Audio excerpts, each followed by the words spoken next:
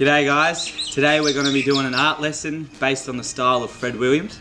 So the first part of the lesson is the introduction, and this is when the teacher gets all the students on the mat and just puts up a picture on like the interactive whiteboard of Fred Williams' artwork, and this is just so the children can get to know him, get a feel of what they're going to be doing in the art, like in the lesson, and yeah, go through the techniques and style that is his. Alright, the second part of the lesson is the development.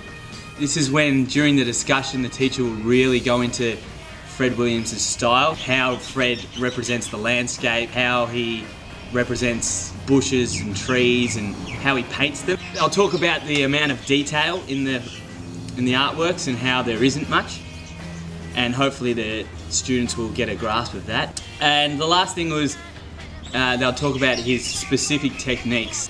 Alright, now we're up to the practical stage. This is where the teacher takes the students outside.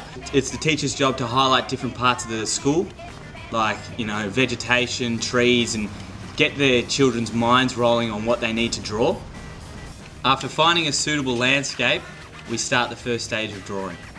For this, you need to get the students to draw the chosen landscape in as much detail as possible within 10 minutes. The idea is that the children won't get their picture finished within the 10 minutes.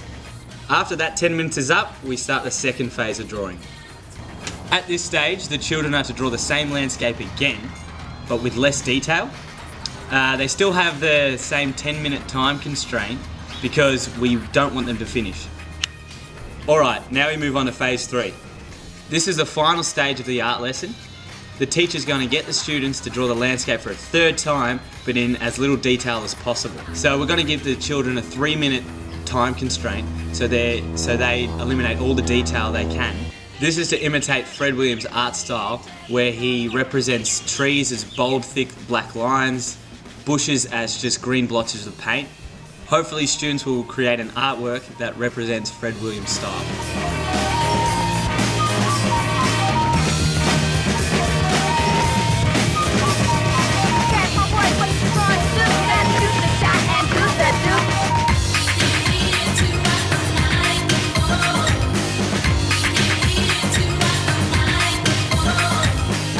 Alright, this is my first attempt. As you can see, I didn't get it finished within the 10 minutes. Probably because I went into as much detail as I could, so I tried to get every leaf on the tree, and I ran out of time. Alright, this is my second attempt. Because I didn't go into as much detail, you can see I got a lot more done, and a lot more of the landscape finished and captured in the art piece, but I still didn't finish in time. This is my final artwork. As you can see, there is a lack of detail which mirrors Fred Williams' style, and I actually did finish this within the 3-minute time constraint. Thanks for watching my art lesson. Class dismissed.